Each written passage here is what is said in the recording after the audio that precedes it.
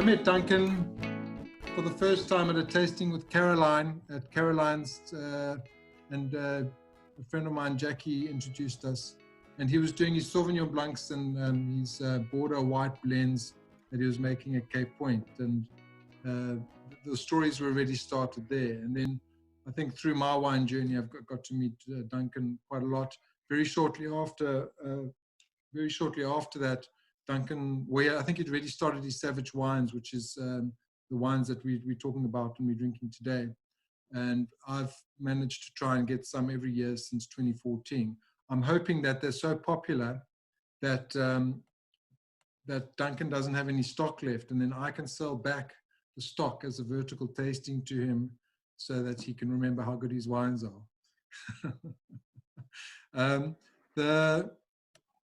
So Duncan was at Cape Point Vineyards. There's a whole lot of history, and Duncan, you can tell them exactly where you studied. I just remember from that one tasting, you spent time in Syrah or Puy-Fumé, and that was your white wine, how you specialized in white wine.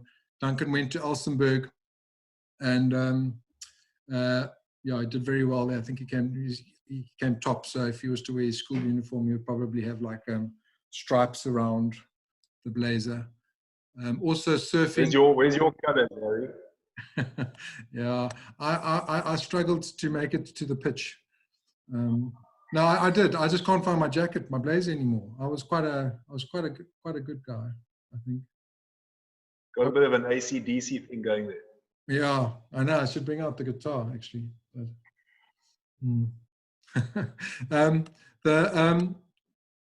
we spoke about surfing, and Duncan's another one of these winemaking surfers. I'm not sure in which order the love is, surfing or winemaking or surfing. But just before we get on to Duncan, one of the best winemakers in the country, and this is not just my view, this is a lot of people's view, won lots of awards at Cape Point, but also since then, I know the best Sauvignon Blanc in the world by Decanter. That's that international magazine we spoke about. He's on the Cape Winemakers Guild. We've had quite a few people on from the Cape Winemakers Guild, and that's not easy to get onto, and it's a huge, huge feather in the cap. I think probably a proud moment. The way Duncan looks at his wines now is he doesn't own a wine farm. He sources his grapes from places all around the country, site specific, and like some of the other people that have spoken, he's all about making wines with a sense of place, delicate, don't mess them up, and really refined and elegant. The grapes that he's looking at are your red grapes. It's sort of your Southern Rhone grapes, your Cinsault, your Grenache. There's a Portuguese grape, Touriga Nacional, that he uses, and Syrah. And then he's got Chenin Blanc, Sauvignon Blanc, and Semillon. And these come from, like, I don't know, Duncan, you can tell me, but for probably 17 places around the country, a lot of bush vines, and we'll get into the discussion about why old vines and bush vines are so good. But I'm just going to leave it at that and just say, how's it, Dunk? How are you? And this is the tribe that we're dealing with. Okay, Harry. Listen, no, thanks for having me, guys. Who, as a matter of interest, who have you had from the guild? Who? Harry? Yeah? Who have you had from the guild?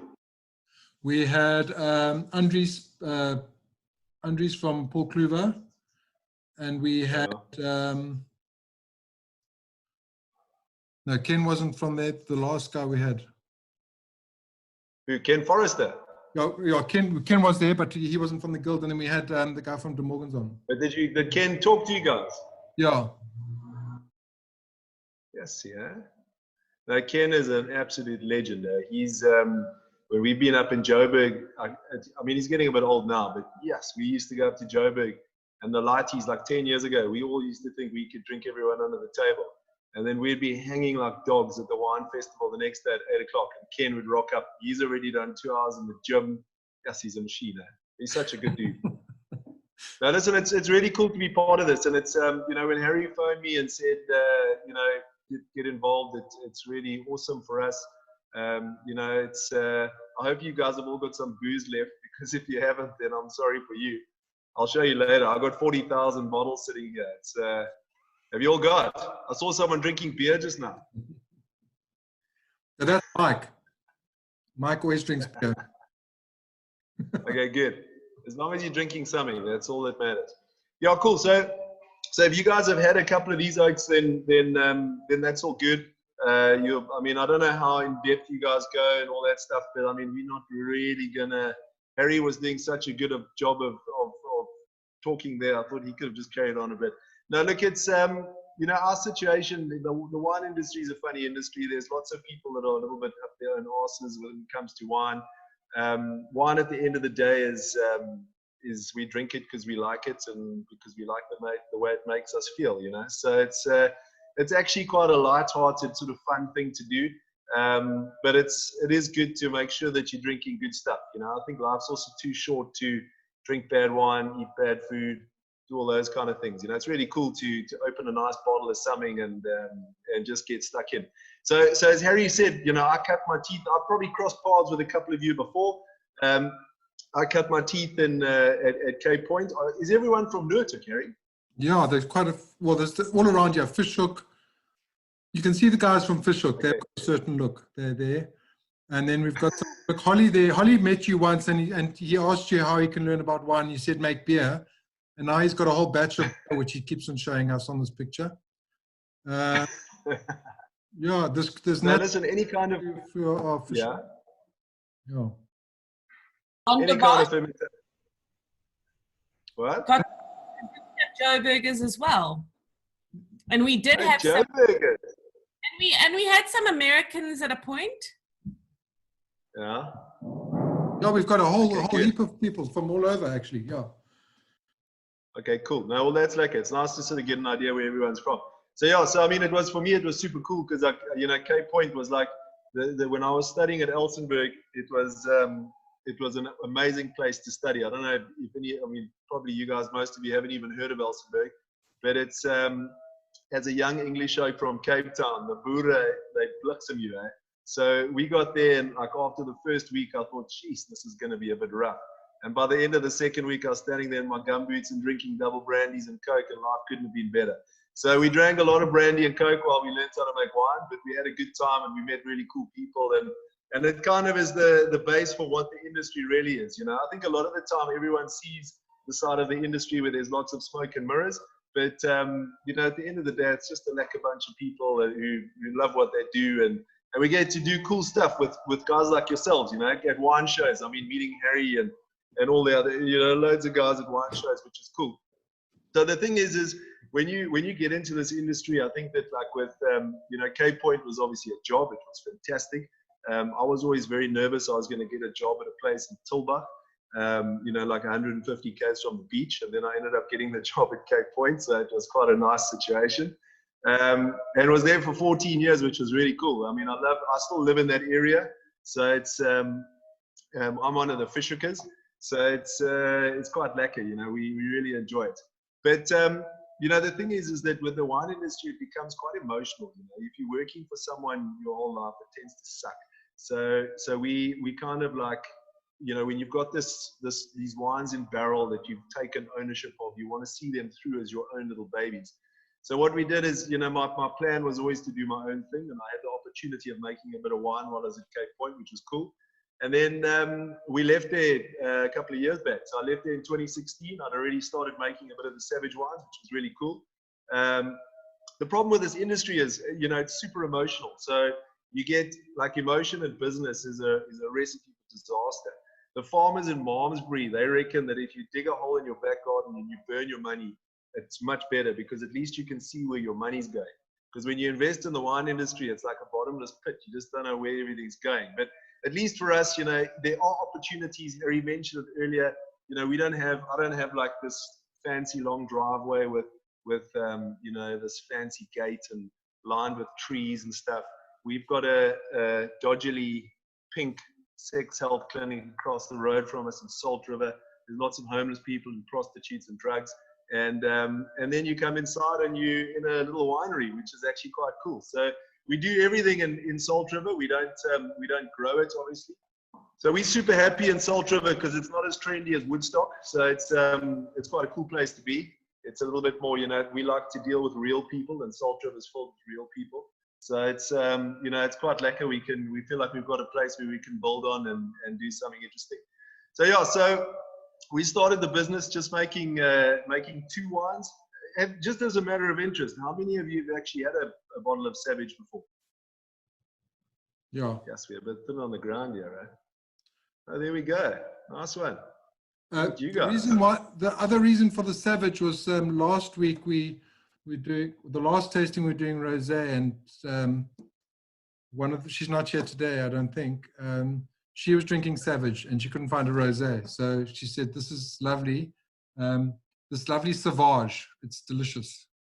And we're not French, huh? Duncan, I just want to apologise for being late for school. Yes, it's Ingram. Look at you, man. Going a bit of. Yeah, the dog ate my homework. How's it going, dude? Are you good? Very good. I've enjoyed a few Sauvages over the years. Nice. No, cool. Well, so just to give you a bit of background on the wines, it's we'll tell you the stories, and if you get bored, then just like flag me down or whatever. But it's we started like that whole emotional thing. You know, well, my father fortunately forced me to do a business plan, which was a good thing. But we said we would only ever make 2 wines. And then what happens is you get caught in that emotional side of things, and then there's a barrel of this, which is quite nice, and a barrel of that, which is quite nice. And before you know it, you end up, now we've got 8, which is, it's a bit of a disaster trying to sell all of it, but it's working out for us so far, so we can't complain. So we started out with I saw some of you guys are drinking the white. I've been told that our labels are not very social media friendly, which I don't really care about, to be quite honest, but that's all right. So the white, it just looks like a white label, and the Savage, my camera is terrible, so you can't really see it. Just says Savage. We were fortunate that we got blessed with a good surname, so at least we could put it on the bottle. And the red looks exactly the same, it's just a slightly different color. So there was this whole movement going on at the time with like guys like, so a very good friend of mine is Artie Badenhorst. So Artie, some of you probably had his wines before, the Badenhorst wines, or Secatiers, or some of you might have gone to school with him or whatever. Artie's a legend, and he came out at the time with these quirky, funky sort of labels with like stripes on them and 3-headed swans and all kinds of stuff like that. And it was absolutely brilliant. But those labels are properly Artie, you know. So a lot of guys followed suit, and it became like a bit of a hipsterville scenario. And everyone was doing these quirky, weird, and wonderful sort of labels. And we just wanted to kind of go clean and simple and less detail. And as I said, you know, fortunately we got a decent surname, so we were able to do it. So the thing is that with the white and the red, we started just sourcing grapes, like Harry said, from all over the show. You know, we didn't have the luxury of having our own backyard full of vineyards that we could just go and, you know, plow and do whatever we needed to do. We had to go out and find vineyards. So we because we didn't know the sites. Now, the thing is, like, a lot of guys will tell you and romance about the terroir and the soil and the climate and all those kind of things. I suppose terroir is soil and climate. But, you know, they tell you about, like, sort of the, you know, how much they know about their sites and stuff. And you actually don't really know, because unless you've spent a huge amount of time farming that ground, working that soil, and making wine from those vines, it's bloody difficult to know what's happening. So what we've done is we've worked a lot with different farmers that have really become our mates over the years. And it's super cool because, you know, you're working with these oaks that are, they might not even farm with grapes. Maybe they're farming with, like, you know, a small little patch of grapes and mostly sheep and wheat. But these oaks, they've grown up since little pickies, you know, running around the farm barefoot in the soil. They understand the place. They understand what their fathers did, their grandfathers did. So you get a real inkling into what's going on the farm through dealing with these oaks, which has been amazing. So the big drive for us now, when we started with the wines, everything said Western Cape origin. So it was just kind of from loads of different vineyards. It was blended together. I don't know how many of you know about the origin scheme and stuff, but it's quite boring, so we're not going to talk about it. But it's more about just having, you know, a vineyard, a wine that's made from a specific vineyard in a specific place. So we started not doing that because we wanted to understand the vineyards, and by blending, we could make up for the shortcomings in the different parcels and stuff. Our big drive now is to if you want to romance about a site, you need to be able to focus on a specific site. So Savage Red, for example, was up until the 2016 vintage a blend of different vineyards. And then as of the 2017 vintage, it's focusing on one vineyard. And it's the vineyard that was always sort of 2/3 to 3/4 of the wine, which is now the whole wine. And I don't know, some of you, most people seem to have been to a wedding at some stage of their lives on a farm called Landverwacht out in Kuilsrivier. It's a flippin' beautiful place. We like to say Stellenbosch because it rolls a bit better off the tongue than Kuilsrivier. But it's just up below Zevenwacht, and it's seriously beautiful. And beautiful venue and great vineyards on decomposed granite. We've got a long-term lease on that now. So Savage Red is exclusively from that property, which is great. You know, my risk is unfortunately that I plow lots of cash into other people's land, and you never know whether they're going to sell, what they're going to do. But it's still, for me, it's less risk than if I go to the bank and borrow the cash and buy a farm and have to develop it. I'm far more exposed than my exposure at this point in time. And also, if I buy a farm and I plant vineyards, then it means that I'm going to be dead by the time any of the vineyards are any good. So it's nice if I can work with something that, you know, some of the other vineyards we work with, which average between 13 years old and 64 years old. So, you know, it's quite lacquer. I mean, a 64-year-old vineyard, it's a long time away to get to that. So yeah, so how the range kind of like progressed is, if you look here now, I mean, that's the, I don't know if I move my computer, if I'm going to lose you guys again. But if you can see, there we go. So that's the range now. I don't know if I'm doing this right. So there's a whole bunch of different labels, and we came up with these white labels, which were kind of like even less detail than the Savage labels. The first one of them was, some of you might have had it before. It's called Follow the Line. It's just got a telephone pole on the front label with a telephone wire. It's such an awesome wine. It's basically Cinsault. You know, Cinsault is like poor man's Pinot Noir. It's an amazing grape variety. If you plant it, it generally makes terrible wine for the first 30 years. And then once it starts to get a bit of age, it starts to make amazing, you know, wines that have such purity and incredible finesse. So it's a great grape variety. And we found this vineyard way back, and we were using it. The plan was to use some Cinsault to blend into the Savage Red. And I got I got a phone number of a farmer. The guy's name was Boetie van Reenen. I say was because he subsequently passed away, unfortunately. But he had apparently a good old vineyard of Cinsault. So I had some basic directions, and I drove off to his farm, and I got lost, obviously. Hello. I'm just showing them. Harry, what you doing, dude? I'm showing pictures. How did you do that? That's quite cool. Yeah, see, whose website is that? And that's quite fancy. It's the only website I know where you can't click on anything. I'm too lazy to put the information on it. Takes too long. Okay, I'm just stopping. You need What? information. I was looking at it earlier. It's such a cool website. It looks beautiful. I love your imagery, but where's the info? I wanted more info. Yeah, no, we'll have to up our game a little bit. I've got a lot of flack. People are bored now. You know, lockdowns. Everyone's Googling everything. So it's when there's no info, then people get a bit frustrated. Yeah. That's why you hire Philippa. That is Philippa. Just saying. Sorry, I interrupted. Okay, cool. Philippa, we must have a chat. Yeah, so Okay, cool. where was I? Follow the line.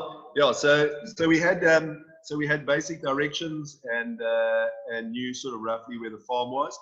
And so I set off down the dirt road, and you have to drive through 2 other farms to get to this farm. So the directions weren't very clear.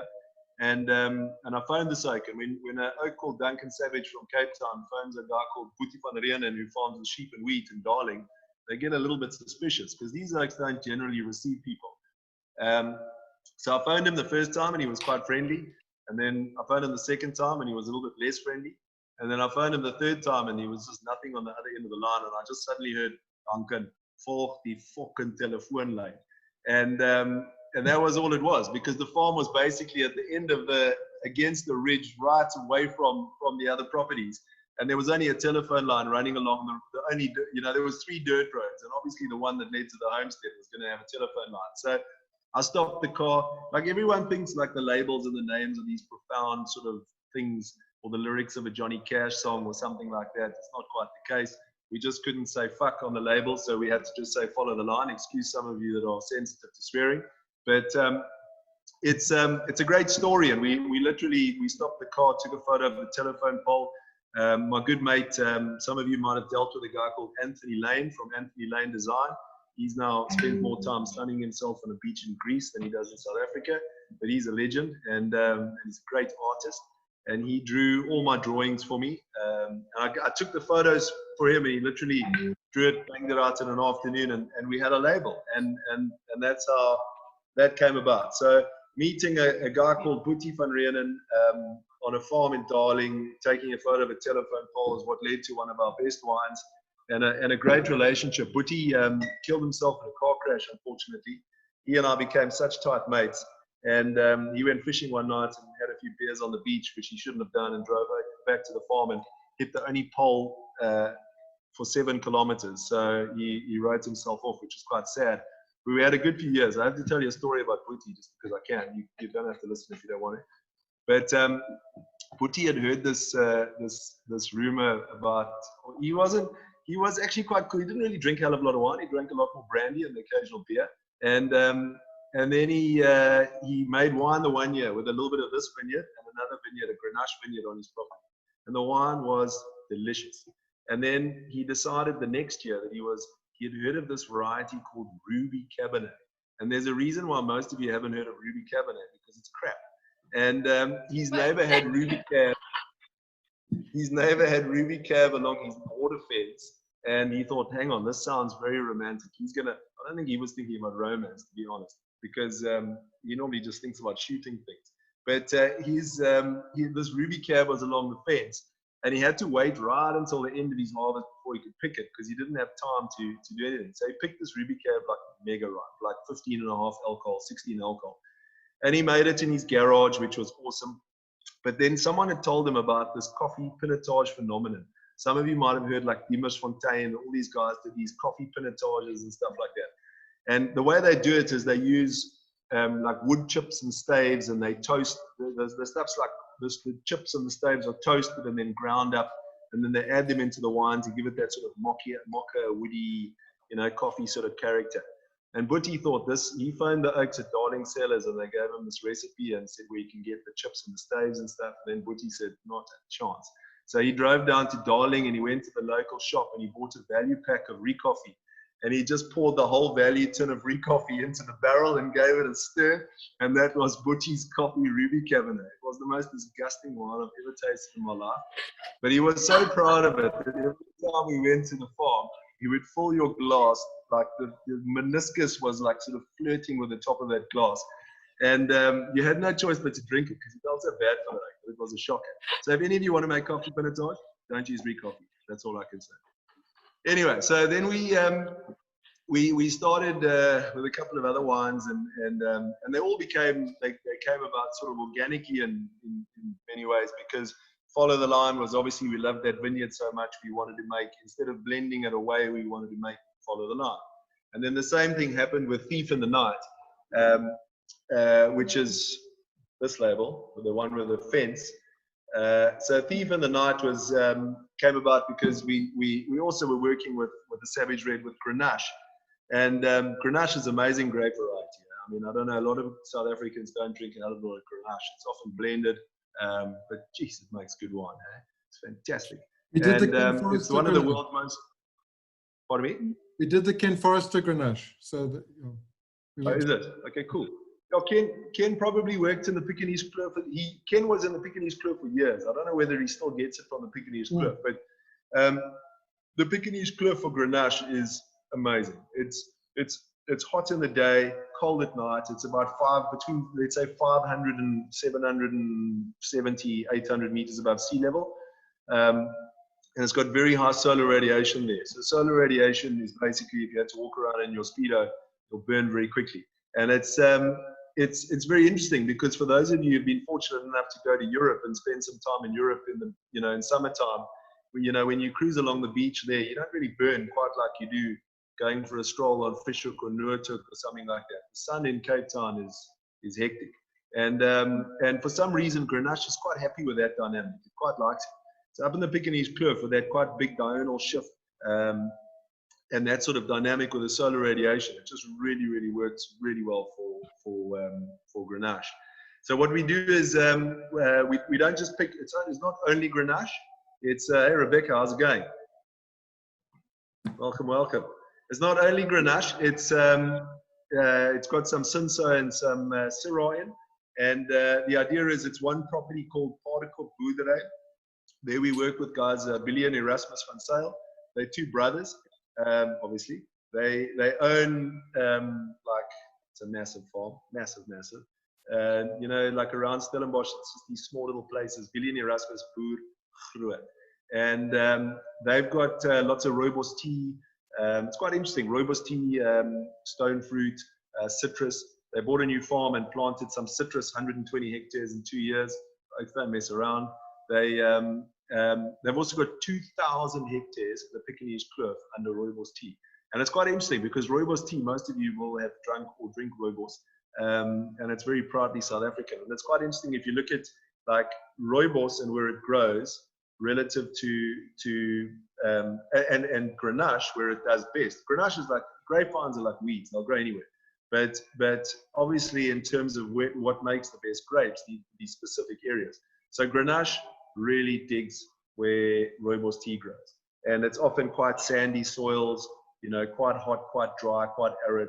And the interesting thing about rooibos tea is for many years, the guys were really struggling. They were averaging in price between R4 and R4.80 a kilo. And then suddenly there was this massive like surge in the popularity of rooibos. And it went up to 87 Rand a kilo on rooibos. So you can imagine those oaks were throwing a big thing. And they've subsequently gone right down. It's down at like $30 again. But obviously $30 is still better than R4.50 or something like that. So you can imagine that Billy and Erasmus, with their 2,000 hectares of rooibos, decided to expand their empire when the price got big. So they have grapes basically just to keep their staff busy when their pack sheds are not at peak times. But they're awesome guys. They've got 100 hectares of vines up there. The Grenache vineyard, it's quite cool because as you drive up, for those of you who know the Pekingese Kloof, if you drive up Citrusdale Pass, as you get to the top of the pass, there's Carducci on your right-hand side. Just past Carducci, there's a turn off to the left. It's called Paleisheuvel. You drive into the Pekingese Kloof, and if you drive along that road for 7 k's, you'll get to the right-hand side. There's a signboard that says Particle Boerdery. If you go a little bit further than Particle, there's another board on the left, looks the same, says Mortivar. And that's where the Grenache is, which is 44 years old. Next door to the Grenache is a younger 21-year-old Bushfire and Syrah block. And then across the road is a 28-year-old Cinsault block. So we pick those vineyards together to make the blend. And they're all picked on the same day, except if it's really far apart, which has happened once. We pick them separately. But generally, we try and pick them all together, and it's a co-ferment, and it's quite lekker. So the Pekingese Kloof is a pretty damn amazing place, I have to say. Okay, and then this other top. Pardon me? There's a lekker braai spot right at the top there. I had a braai there in those Grenache vineyards with Martin Lambrecht from Maras. Yes, I'm so happy you've been there because that place is amazing. It's so Martin has done a deal with Billy and Erasmus, and obviously with their 100 hectares, they're selling a little bit of grapes to myself and Evan Sardi. We share the vineyard, and then the rest of it they've got to either sell it to the local co-op or they've got to do something else with it. And they said they've had it with their local co-op, so they decided, bugger it, we're going to develop our own label, which they did with Martin, and they've developed the Maras brand, which is actually, considering how good those grapes are, extremely good value. I think they're underpricing themselves, to be honest. But, you know, don't say that to them too soon and go and buy up, because those vineyards, it's great vineyards. Duncan, we've just quickly, Duncan, we've got the Maras as one of the wines. And I reckon that those Maras wines, the Chenin, all of them, they are some of the best quality for what you're getting. And you can pick them up very easily. They're awesome wines. Yeah, look at What's Harry. the story about Thief in the Night? Yeah, Ingram, it's a bit of a complicated one, that. I'll tell you the one at the end. It's actually not that good. The story actually sucks, but it's a little bit controversial. So yeah, but no, listen. What I was going to say is the grapes are where grapes are good. There's I'm sorry for swearing again, but there's a thing in the industry which they say is you can't fuck up good grapes, and it's terrible to say that because but it's true. If you've got good grapes, whether you gravity feed, pump, do whatever, you will generally end up with a decent wine on the other end. It's just obviously those increments of quality become very small when you start to put huge amounts of effort in. So yeah. So then the next one is got the windmill on the label. It's called Never Been Asked to Dance. And you can see when we were very unimaginative with our names in the beginning. We called them Savage Red and Savage White. So we had to up our game slightly. So Follow the Line was the start. The next one after Follow the Line was actually Girl Next Door.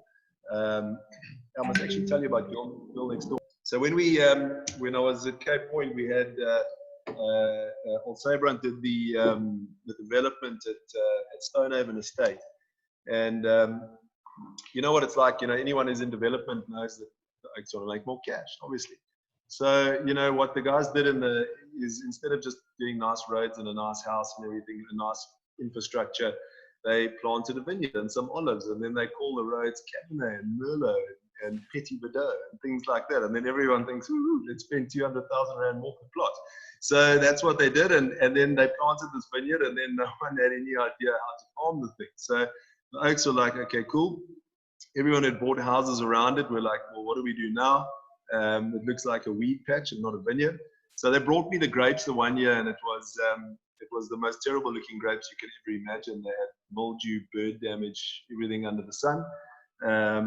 And I said, look, I'm not so keen to make this. And then eventually we got stuck in and we made it, and it was actually incredible. The wine was delicious. And I thought if grapes that could look that shit and make a wine that tasted that good. Sorry, I see there's a child in one of the things now. I better not say those words. Look that bad and make a wine that tastes Holly that doesn't good. mind. Holly doesn't mind. Okay. No, well, look, it was, I phoned the guys up the next day and I said, well, after tasting the wine, and I said, look, I think there's potential here. Obviously, I didn't get too excited about it because then I'd know they were going to charge me too much. So I had to sort of downplay the thing a little bit, and ended up cutting an amazing deal. I leased that vineyard for R1 a year, which is, I think, quite favorable. And what I did was I said to them, in return, I will maintain it, and in return, all I want is the grapes. And I have to say, it seemed like a great deal at the time, and I've subsequently started to. I mean, I love it. I love the vineyard. It's my sort of weekend sort of hobby vineyard, if I could say that. And it really is amazing. But let me tell you, the birds up there, it's like an island. So it's the only vineyard around. So if the birds go crazy, and of course, because it's in Stonehaven, you've got the scenario of every person that sees a bird just hauls out a bird feeder and wants to attract even more birds. So we now net the thing. We net it twice. I don't, unfortunately, we wanted to try the falconry option, but then I suddenly thought that, if the falcon flies off with some old lady's little kitten, then I'll be in deep trouble. So we decided we better put that one on ice. So now we double net it, and it's quite a tough one, but it makes this beautiful wine. And the reason for the name The Girl Next Door, it's because when you're like a youngster, and obviously I'm a guy, so I think about it like this. But when this young girl that lived next door to you went off to university, she wasn't much to look at. And 3 years later, she came back and she was bloody fantastic. And that's kind of what this vineyard's like now. The guys that had a house around there, it wasn't much to look at. And then now all of a sudden, it's quite pretty, I have to say. So we prune I prune all those vines myself, 2,200 vines. It's an amazing place because you can imagine, like, if you get your arm chopped off, it's not going to grow back. But if you have a small little nick on your arm, it will heal. Same with a vine. If you make big cuts, you have big wounds that become very susceptible to fungal infection, and then as a result, the vines can quite easily die. So we've had to replace a lot of vines. The wind is super hectic up there, and then also the salt.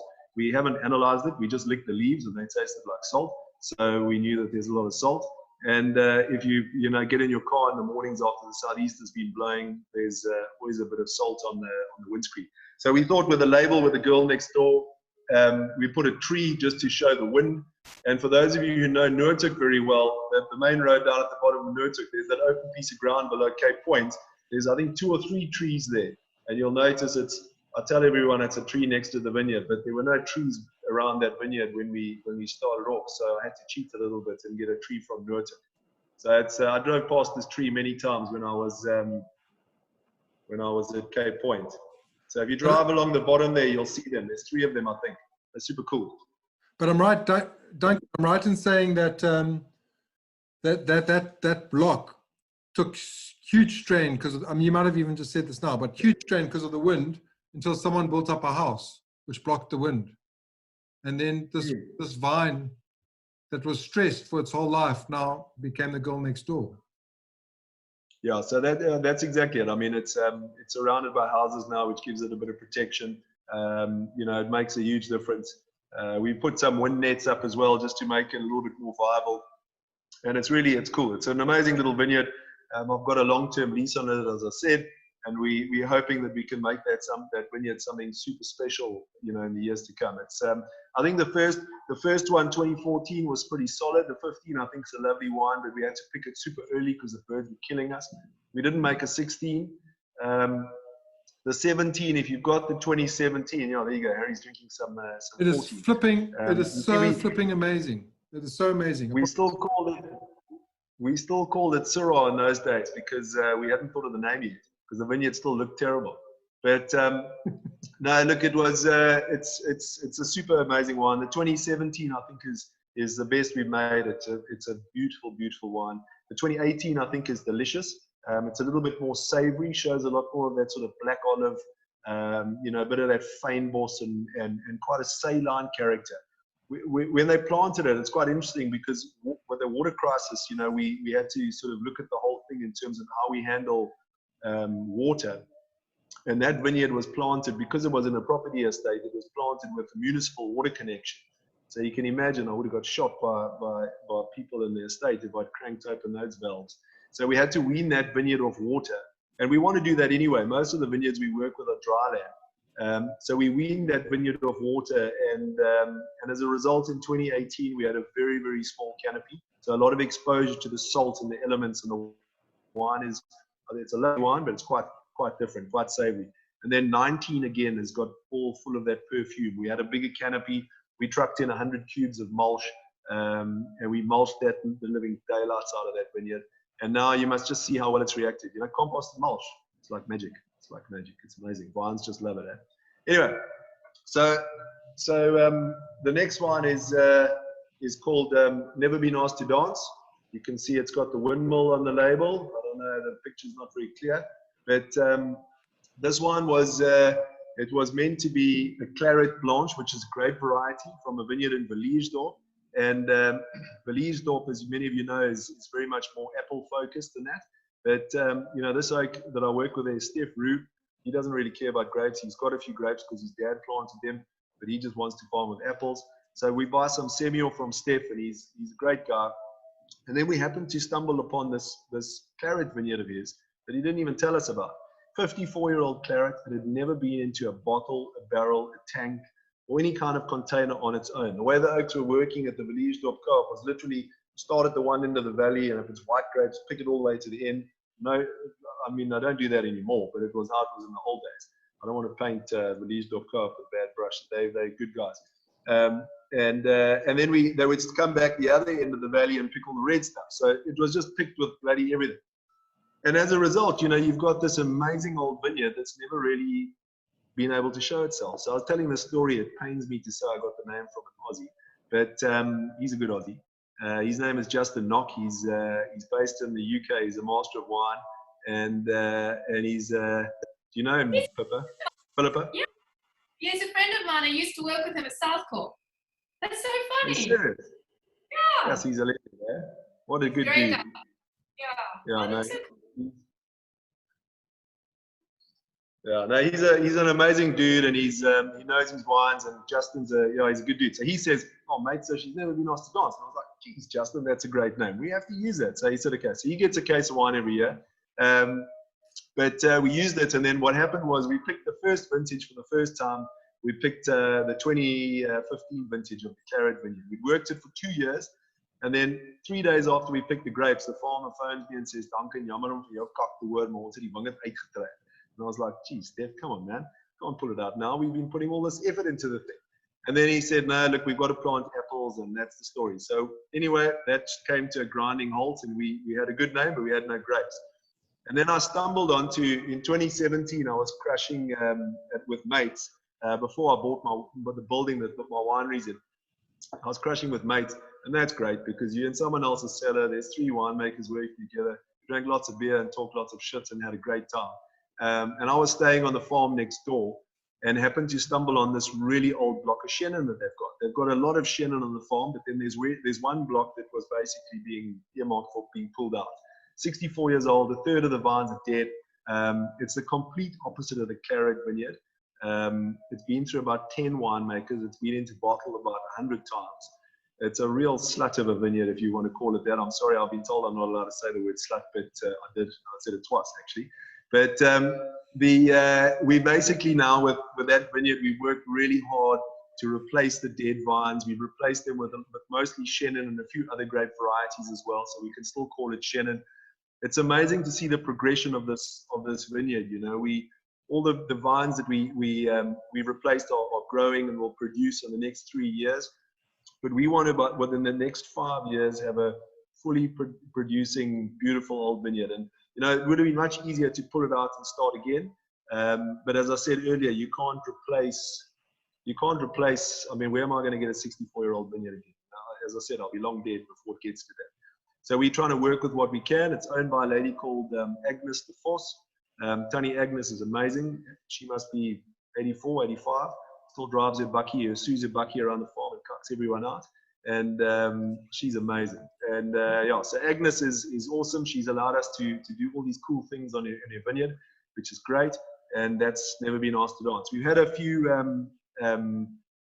changes to the style. Like in the beginning, we didn't really know what we wanted to do. So most of the grapes, the white grapes, are crushed and destemmed or whole bunch pressed, and the juice is separated from the skins quite quickly. We played around with a few different things. And in the first year, in fact, we didn't think we were going to actually release a wine in 2017. It was the first time we made it. So we just did an experiment. And the grapes were healthy. We picked them. And we had, there was a young Italian girl. You guys, please don't judge me. I know I said the word slut, and now I'm going to tell you another dodgy story. I promise I'm not dodgy. But this young Italian girl asked if she could come and work with us that year because she knew that there were 3 winemakers in the cellar and that she could possibly learn something. So she said she was very interested in whole bunch fermentation. So we said, okay, cool. So now the other guy, you might have had one of his wines. His name's Francois Haasbroek. And Francois and I were in the cellar the one day. We were there early. It was 6 o'clock. So I said to this Italian girl, Sylvia is her name. I said, Sylvia, we're starting at 6 o'clock. If you want to come and check out what we're doing, then this is what we're going to do. So she rocked up at 6 o'clock. And I have to say, she rocked up in the shortest pair of shorts I think Francois and myself have ever seen. And she did have a pretty damn good pair of legs.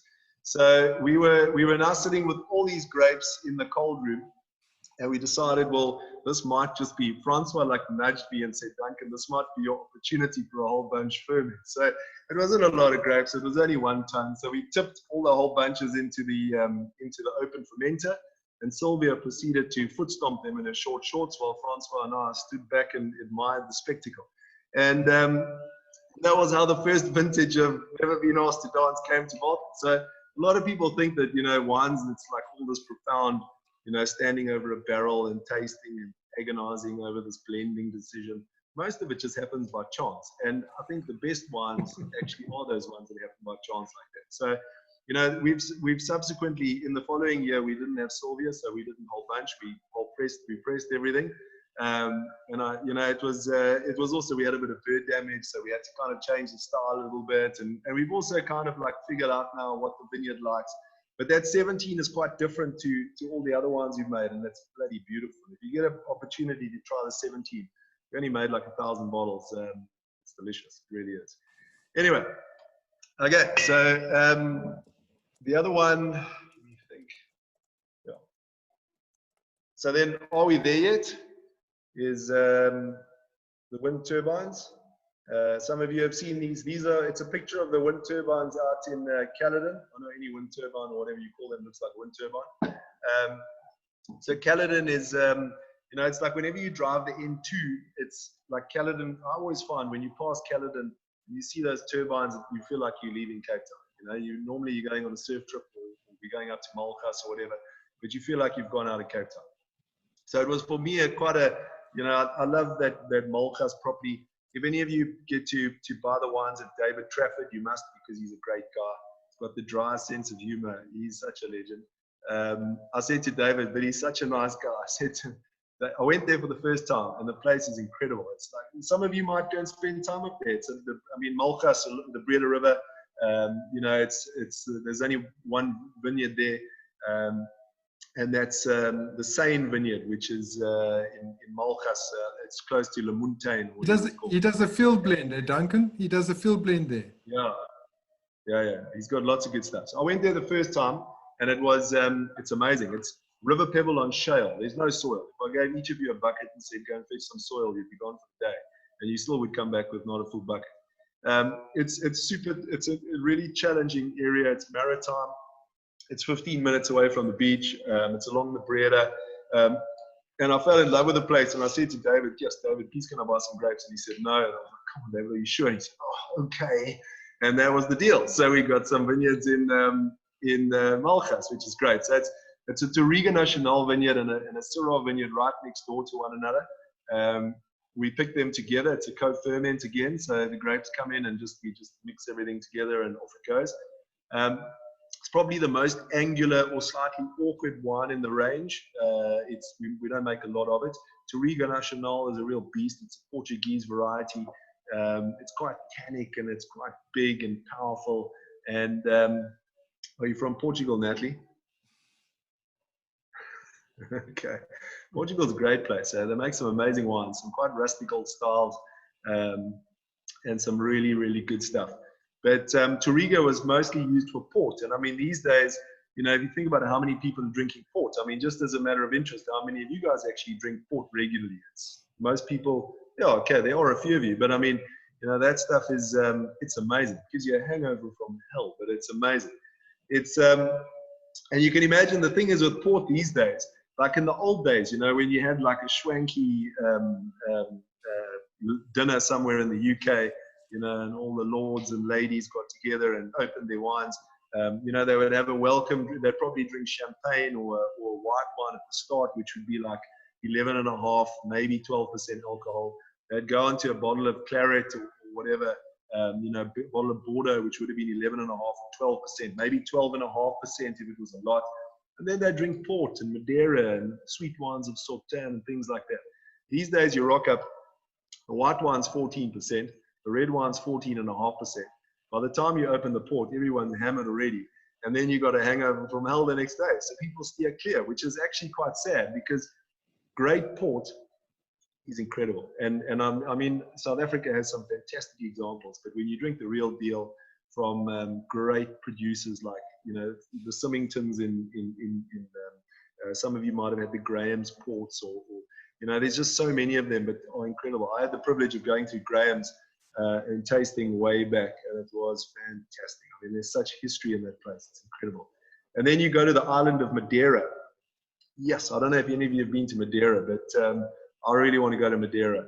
It's a beautiful place, cooking surf, and if you want to drink interesting old wines, Madeira is incredible. And I mean, you can drink those wines 150 years old, and they're just bulletproof. They never die. It's just something quite special. It's interesting, the story of the Madeiran wine. I mean, I know I'm not selling Madeiran wine, but it's quite interesting anyway. They used to put the wines on the ships, fortify them slightly, put them on the ships. I couldn't believe the story when I first heard it, because any sailor that didn't finish all the wine on the ship was obviously a bad sailor. But occasionally they'd get back to port and there'd be a few barrels of wine left behind that had basically cooked over the equator over the months that the ship had been on the ocean. And then they found that those things just completely oxidized beyond any point of you know, it just the wine maturized essentially with the heat. I mean, hence the name and all that, and obviously from the island. But what happened was they tasting these wines, they realized, hang on, these things are actually bloody nice. And the way they make the stuff now is the proper Madeiras are aged in these big casks, which are put in the attic of these elevate. I mean, obviously it's elevated because it's in an attic, and there's no temperature control. It gets hell of a hot, and they leave them there for 20 years. And these wines just become bulletproof. No, you must, seriously, it's great things. Anyway, so back to Are We There Yet? And the Touriga Nacional Syrah blend. So yeah, so it's a wine that's quite angular in youth, but it showcases the site quite nicely. You know, we also don't use any new oak on any of our wines. So the wines are all very much more, you know, you can't really romance about terroir and soil if you're throwing a lot of your wine into wines in new barrels. I mean, it just doesn't make sense to make a beautiful South African wine taste like a tree in France. You know, we want to showcase our soils and our climate and all of that, which is super important. So that's Are We There Yet? And there's nothing really rocket science to the name. The vineyard's just bloody far away, and when you're driving a trailer with 3 tons of grapes on the back, it takes you quite a while. So that was that one, and it's been super cool. And then another one is which we never intended doing, is called Not Tonight Josephine. It's got a little diesel tank on the label, which for a sweet wine was probably a rookie mistake, but anyway, the vineyard is up in a farm called Tiruk. I don't know if any of you have had the wine Tiruk before. Tiruk it's up in the Pekingese Cliff. Some of you actually probably know Roger Burton. Harry, I think Roger's in a tasting group with you. He's a good mate. Yeah, exactly. He's frozen. You're frozen. He's frozen. You could give Ken Forrester a run for his money with the best sort of speaker, hey? No, he's left. He's going to start a couple again, I think. Yeah, he's got lots of stories, and you know, he's actually just basically spoken for an hour, and he hasn't stopped, and the stories just come out of him. He must. Is this still about the stories though? He's gone. I'm sure he'll come back. Just for the single chicks, is he single? No, he's got a wonderful wife called Zani who does all the food and amazing. Oh. So, I mean, otherwise I would have asked after him. But are they, Harry, are they really happy together? Or, you know? No, I don't think so. I think there's rifts there. You know, he's a surfer and he makes wine, international top wine. So I think that she. Yeah, I can surf. I can surf. I think I can. I will surf. Ingram's going to teach me to surf. He said he's going to give me a board.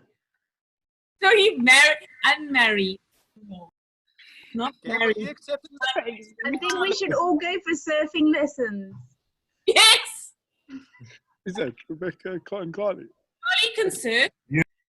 I'm sure Rebecca's got a husband. Robson.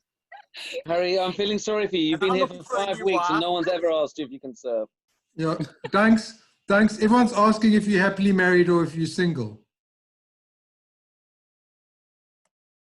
Yeah, but I think someone stole a cable in Salford or something. But my internet's just like died, so I'm gonna have to do it on my phone. Okay, but listen, thanks. If it's a problem, then you bow out when you want to. We're taking up a lot of your time, and we love your stories. I think it's amazing. Yanks, when can we come taste at Salt River? You're welcome anytime. No, seriously, if you guys want to, we can do it. I mean, you guys, I say welcome anytime. Obviously, we have to wait for all this thing to pass. But I mean, whenever you guys want to come through, you guys are super welcome. You've at least been here a couple of times, yeah, Rebecca? What we've got is after this, there's a core group, and there's people that have come and gone, but there's a core group, and we're putting a tour together of some of the wines over a weekend. So we're going to actually go to all the different places where we've met the winemakers. So that'll be cool. Yeah, no, that's super cool. I think that the opportunity, you know, that's the one thing about South Africa that is quite nice, is the driving around our neck of the woods is flipping amazing. Eh?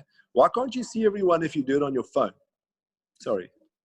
Because there is an option on the top right or the top left, but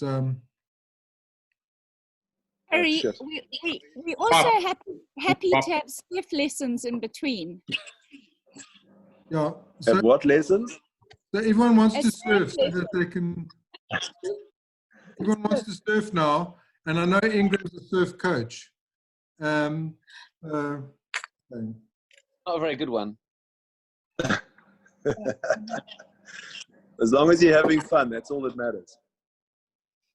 Yeah. As long as you look cool, that's all. Yeah, It's that's about also image. true. No, Guys, it's having fun. I was enjoying those wine stories. Where were you, Duncan? Okay, I'm going to mute everyone except for Duncan. Yeah, so I don't know what's going on with my computer, but sorry about that, guys. It's I suppose we get the gist of this whole thing. So anyway, so the last one we were talking about was Not Tonight, Josephine, and it's it was just like a chance kind of thing. Feels like I'm just having a chat to you, Harry. No, so we ended up. I've been buying grapes from Tiruk for a couple of years, and it's an amazing property. Yes, if I had some spare cash, I'd definitely be investing in Tiruk if I could.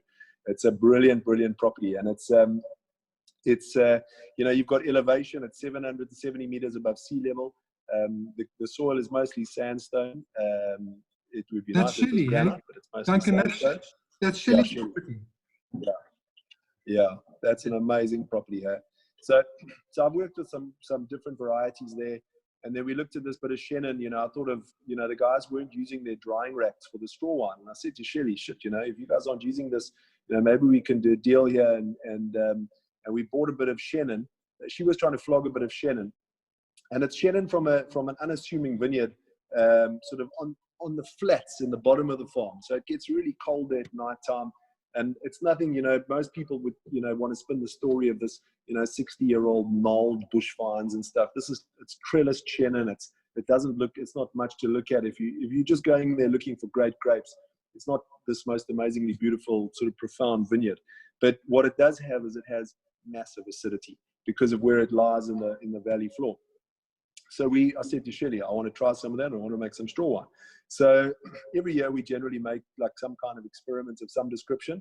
And if it's crap, then we don't tell anyone. And if it's good, then we stick it in a bottle. And this turned out like fantastically well. So we stuck it in a bottle, and it's amazing. I mean, we were so lucky because we dried the stuff out on the racks in Tiruk. We bring it into the cellar here, and we had no idea what to do with it. Are we still good, Harry? Yeah, looking confused. the lights are, Tracy's switching on the lights so I can see. Okay, cool. Yeah, no, listen, we had this, we came into the cellar and we had no idea what to do with this stuff. I'd never made straw wine before. So we threw it into the basket press and cranked it up, and nothing happened, nothing came out. And then we, because it's basically raisins. And then we chucked it into a fermenter, foot stomped it for 5 days, and then pressed it. And we ended up off 2 tons of grapes with 300 liters of juice, which we fermented. And it's just amazing. I mean, straw wine is not something you're going to drink lots of. It's 300 grams of sugar. It's 10% alcohol. It's like syrup, but it's bloody delicious. And the name Not Tonight, Josephine, I couldn't think of a name for ages. Eventually, there's no real relevance to the vineyard. At the end of the day, I was just Googling all kinds of names and stuff like that, and had these long lists, and most of them were random. And then I got to Not Tonight, Josephine, and I thought, holy shit, that's a great sounding name, even if it's got a shit story. And then I checked out, it was obviously Napoleon and Josephine, and Josephine said to him, well, Napoleon, what about it? And he just said, no, not tonight, Scott. And I thought that, like, what man ever says no to a bit of action, firstly? And then secondly, I also thought that I normally hear those words at home most of the time, not tonight, Duncan. So I thought it was quite relevant, and I thought, let's do a wine and have a bit of fun. And that was how Not Tonight, Josephine came about. So it's not going to be a regular feature in the range. We're only going to make it when it's exceptional. Because sweet wine, if it's alcoholic and it's too sweet, is not great. So we really want it to be, when it's really good. So there's no 2019. We're not releasing it. It's not good enough. The fermentation wouldn't stop, so it's like quite high octane. So I've got this Italian mate in Joburg. He's a legend, and he buys lots of wine. And he just wants anything. He just wants to stoke it. He wants to distill anything he can get his hands on. So he's going to bring down a little stainless steel still, and we're going to, when this whole lockdown thing's done, and we're going to stoke that bit of sweet wine and make a little bit of, it's not really grappa because we're not using the skins, but we're just going to make a bit of spirit from that little thing, and probably like 50 bottles or whatever, just for a bit of fun. So yeah, so the moral of the story is that, yeah, I mean, I always say to people, it's whatever floats your boat. You've got to drink what you like, and never let anyone tell you otherwise. Good glasses do make a difference. If you like to drink nice wine, drink it out of a nice glass. But if you like coffee pinotage, then drink coffee pinotage. Not booties, obviously, but you know, there's so many good wines out there and so much choice. And the South African wine space, there's so many good things happening at the moment. Hey, the guys are producing some great wines. And I know a lot of them are getting quite pricey, relatively speaking. But if you look at the top end of Europe and the States and places like that, I mean, it's frighteningly expensive how some of those wines are. So, you know, I think that, you know, if you look at what we're dealing with here, it's incredible. And it's a flippin' beautiful place, and South Africans are cool. Everyone that comes here wants to spend more time here. It's amazing. Oaks just want to come and spend time in South Africa.